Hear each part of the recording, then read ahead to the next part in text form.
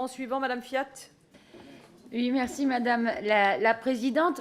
Vous vous plaignez régulièrement qu'avec mon groupe parlementaire, on veut dépenser beaucoup d'argent, mais qu'on ne rentre jamais d'argent dans les caisses. Par cet amendement, nous allons remplir les caisses et nous vous proposons de taxer les EHPAD privés lucratifs à 100%. Et oui, je vous rappelle quand même que pendant la première vague, nous nous rencontrions régulièrement en visio. Non, mais si je vous embête, vous me le dites. On écoute Madame Fiat. On se rencontrait régulièrement en visio. Je vous rappelle quand même la blague de la première vague où un EHPAD privé lucratif, alors qu'on manquait de tout, on manquait de soignants, on n'avait pas de masque, pas de gants ni rien, espérait donner 58 millions de dividendes sans aucun problème, alors que c'était une hécatombe dans nos EHPAD. Donc voilà, et je reste constante dans mes propos. Je rappelle que dans le rapport Fiat-Iborra, j'avais préconisé la fin des EHPAD privés lucratifs.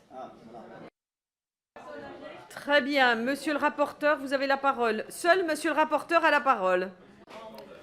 Ouais, je salue, Madame Fiat, cette proposition modérée de taxer à 100% les dividendes versés par les groupes gérant les EHPAD privés lucratifs. Une telle mesure poserait évidemment des sujets de constitutionnalité. Elle s'ajouterait à tout ce qui existe déjà en la matière, CSG, CRDS, impôt sur le revenu, prélèvement sur la solidarité. Elle prend par ailleurs probablement le problème à l'envers.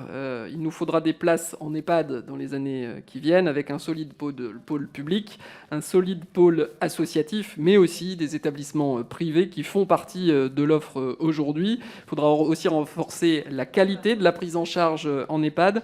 Mais je ne vois pas en quoi taxer les dividendes à plus de 100% pourra aider à atteindre cet objectif que je crois pourtant largement partagé.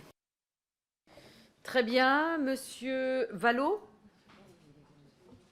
Oui, simplement pour la représentation nationale, il est possible d'avoir une offre d'EHPAD à but 100% non lucratif. C'est le cas dans les Landes. Depuis de longues années, nous y tenons. Ça nous permet d'avoir les prix de journée parmi les plus faibles de France et de cadrement parmi les plus élevés. Très bien. Après Monsieur Vallot, j'ai Monsieur Daréville. Oui, merci Madame la Présidente. Non, mais je voudrais souligner l'importance de la question soulevée par Caroline Fiat, parce que c'est très simple en réalité. Il s'agit de savoir si on trouve décent, éthique, normal, souhaitable de se faire du pognon sur l'accompagnement, le soin, l'hébergement de nos aînés. C'est tout simple. Est-ce qu'on considère qu'il y a là un marché sur lequel il faut spéculer, sur lequel, y compris un certain nombre de fonds de pension, viennent se servir pour faire tout ce qu'on sait par ailleurs. Bon, voilà, c'est ça le sujet.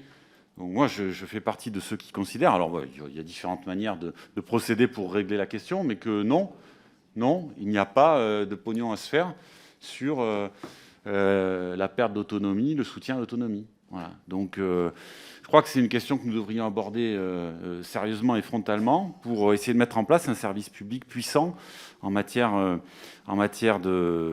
d'accompagnement.